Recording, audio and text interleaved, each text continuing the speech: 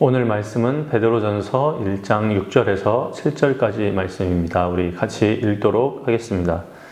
그러므로 너희가 이제 여러 가지 시험으로 말미암아 잠깐 근심하게 되지 않을 수 없으나 오히려 크게 기뻐하는도다. 너희 믿음의 확실함은 불로 연단하여도 없어질 금보다 더 귀하여 예수 그리스도께서 나타나실 때에 칭찬과 영광과 존귀를 얻게 할 것이니라. 아멘. 네, 친구들 시험 좋아하나요? 네, 목사님은 시험을 별로 좋아하지 않습니다. 이 세상에 시험을 좋아하는 사람들은 그렇게 많지 않을 것 같아요. 우리는 살면서 수많은 시험을 치릅니다.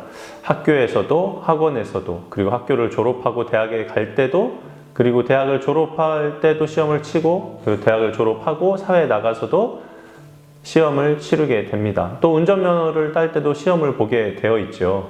우리의 인생과 시험은 뗄래야 뗄 수 없는 관계에 있습니다.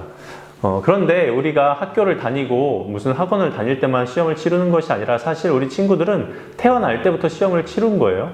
엄마 뱃속에 있을 때부터, 그리고 엄마 뱃속에서 세상 밖으로 나왔을 때도 시험을 치러요. 무슨 시험이요? 네, 어두움에서 빛을 적응하는 시험을 치르게 되고, 그리고 소리를 듣는 시험을 치르게 되고, 말하기 시험, 듣기 시험, 네, 이런 것도 다 세상에 나올 때부터 치르는 거예요. 그리고 걷기 시험도 치르죠. 엄마 아빠가 우리 아이들이 얼마나 잘 걷는지 그걸 되게 민감하게 생각해요. 그리고 똥 오줌을 가리는 것도 시험을 치르게 돼요. 기저귀 떼는 것, 네, 이것도 시험을 치르게 되는 거죠. 이유식을 먹고 밥을 먹고 걸음을 걸을 때 계속해서 우리는 아기 때부터 시험을 치르면서 오게 되어 있어요. 그 결과로 우리는 지금 이 자리에 있는 거죠. 만약에 우리가 겪어온 수많은 시험들 중에서 하나라도 통과하지 못했다면 우리는 아마 걸음을 잘 걸을 수도, 똥오줌을 잘 못 가릴 수도, 말을 잘 못할 수도 있습니다. 그 시험을 잘 무사하게 통과했고 잘 적응했기에 지금 우리가 그 자리에 앉아서 이렇게 예배를 드릴 수가 있는 거죠. 자, 시험을 좋아하는 사람은 없지만 우리는 시험을 통해서 성숙하게 되고 경험치가 쌓이게 되는 거죠.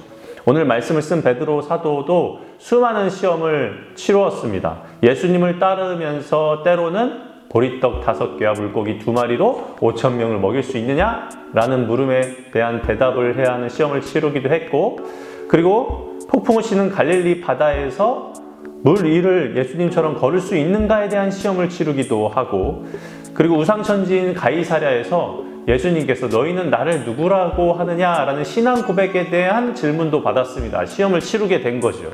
그리고 가장 결정적이고 답까지 알려준 예고된 시험이 있었어요. 무엇이죠? 바로 베드로야, 내가 다굴기 전에 3번 나를 부인할 것이다 라는 예수님의 답안지를 주셨음에도 불구하고 베드로는 그 답안지의 시험을 제대로 치우지 못하고 실패하고 말았죠. 통과하지 못했습니다. 그리고 그는 그 시험을 실패하고 나서 도망치듯이 갈릴리로 돌아가게 되었습니다. 시험에 떨어진 것처럼 보였죠. 그런데 그 베드로가 부활하신 예수님을 만나고 나서 바로 오늘과 같은 말씀을 해요. 그러므로 너희가 이제 여러 가지 시험으로 말미암아 잠깐 근심하게 되었지만 오히려 그 시험으로 크게 기뻐한다라고 베드로 사도는 이야기하고 있습니다. 베드로의 경험상 그가 예수님과 함께 지내며 치른 시험들은 힘들고 어려운 것들이었어요. 하지만 그 시험을 치르고 나서 예수님이야말로 우리의 구주가 되시며 메시아가 된다는 것을 깨닫게 된 것이죠. 그리고 예수님과 함께하는 고난, 시험이야말로 우리에게 큰 기쁨이다라는 것을 그가 깨닫게 된 거예요. 베드로는 실패했던 시험의 경험을 통해서 그 시험이 있었기 때문에 내가 성숙할 수 있었고 나의 신앙과 믿음이 단단해질 수 있었다라고 고백하고 있는 겁니다. 그래서 그 경험을 바탕으로 시험을 당하고 있는 성도들에게, 그리고 우리에게 당부하고 있습니다. 당시 성도들은 로마의 경기장에 던져져서 사자의 밥으로, 그리고 수많은 고난과 수많은 고문과 감옥의 갇힘과 핍박을 당해야만 했습니다. 목숨의 위험이 있었죠. 우리가 지금 당하는 시험과는 상상할 수도 없는 시험을 그 당시 사람들은 겪고 있었습니다. 그 당시 사람들뿐만 아니라 우리나라에 기독교가 처음 들어왔을 때 초기에도 수많은 우리의 조상들이 믿음을 지킨다는 이유로 죽임을 당해야만 했죠. 그런데 이러한 시험이 베드로는 영원한 것이 아니래요. 그래서 잠깐 근심하게 되는 것이고, 이 잠깐의 근심과 고통이 지나가면 그걸 잘 참고 견뎌내면 그 끝에는 오히려 크게 기뻐할 일들이 우리에게 다가온다는 것입니다. 무엇이요? 7절 말씀에 우리가 시험 중에서 예수님을 따르는 믿음은 금보다 더 귀하다, 이렇게 이야기합니다. 우리는 금값이라고 하면은 굉장히 값비싼 것을 이야기할 때 말합니다. 그런데 금은 아무리 비싸고 변질이 되지 않는다라고 해도, 값비싸도 불로 연단하면, 즉 용광로 속에 집어넣어 버리면 어떻게 되죠? 그것은 녹아 사라져 없어질 것이라는 거죠. 영원하지 않다는 거예요, 그 값어치가.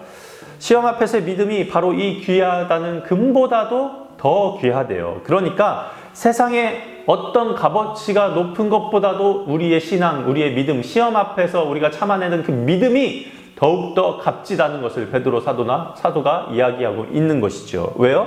예수님이 나타나실 때 우리가 그 시험 앞에서 믿음을 잘 지키면 칭찬과 영광과 존귀를 얻게 될 것이기 때문입니다. 어렵고 힘든 시험 앞에서 믿음을 흔들리게 하는 수많은 어려움 속에서 우리는 갈등하고 고민하죠. 우리 친구들은 어떻게 갈등하고 고민하나요? 어떤 것들이 우리 친구들의 믿음의 시험이고 고민인가요?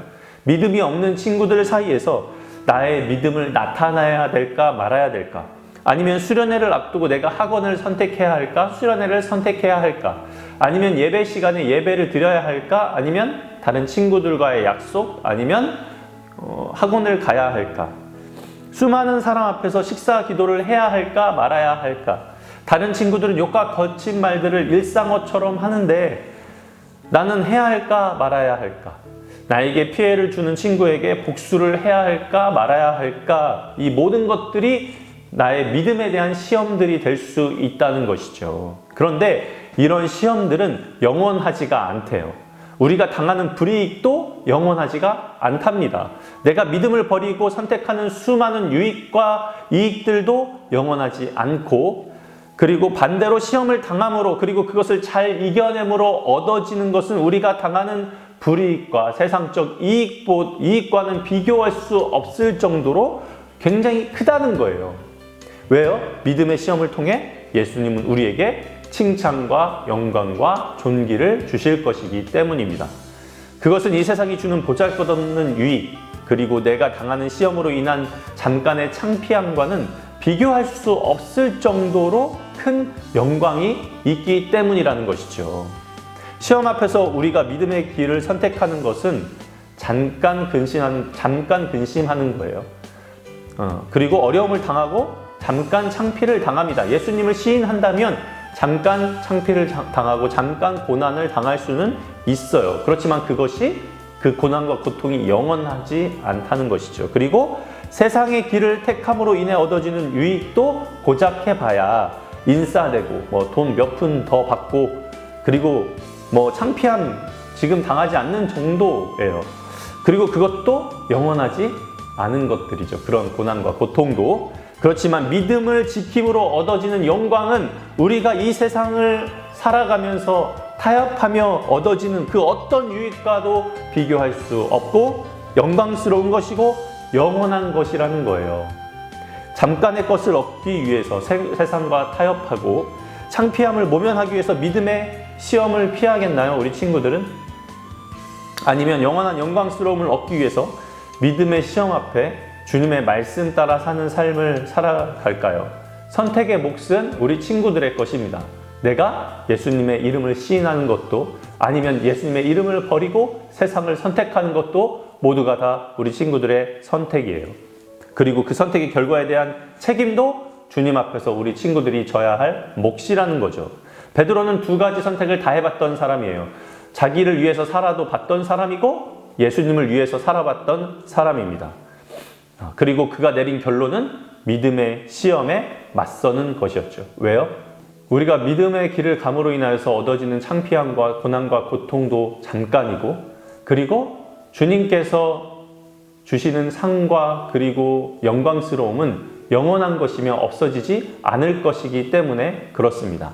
친구들의 삶 속에서 어렵고 힘든, 근심하게 하는 상황이 왔을 때 세상의 길과 그리고 방법을 선택하는 것이 아니라 주님께서 가르쳐 주시고 베드로가 권면했던 믿음의 길을 선택해서 칭찬과 영광과 존귀를 얻는 우리 친구들의 삶이 되기를 주님의 이름으로 축복합니다. 기도하겠습니다. 사랑해 주님 감사합니다. 우리 친구들 같이 말씀 나누게 하심을 감사드립니다. 이제 코로나가 점점 잠잠해지고 이제 개학일이 조금씩 발표가 됐는데 끝까지 우리 친구들의 학업을 붙들어 주시고 그리고 코로나로 인하여서 움츠렸던 마음이 다시 활짝 피게 하여 주시고 학교 가서도 지혜 주시어서 그 모든 것들을 잘 감당하게 하시고 그리고 건강하게 학교 생활할 수 있도록 도와주세요. 이 코로나도 하루속히 종식이 될 수 있도록 인도하여 주시고 우리가 친구들을 만나고 이 학교에서 세상에서 살아갈 때 베드로가 권면했던 것처럼 세상의 길을 선택하는 것이 아니라 비록 우리 앞에 시험과 시련과 고난이 있을지라도 믿음의 길을 선택하는 우리 모든 친구들의 삶이 될 수 있도록 축복하여 주시옵소서. 감사드리며 예수님의 이름으로 기도드립니다. 아멘.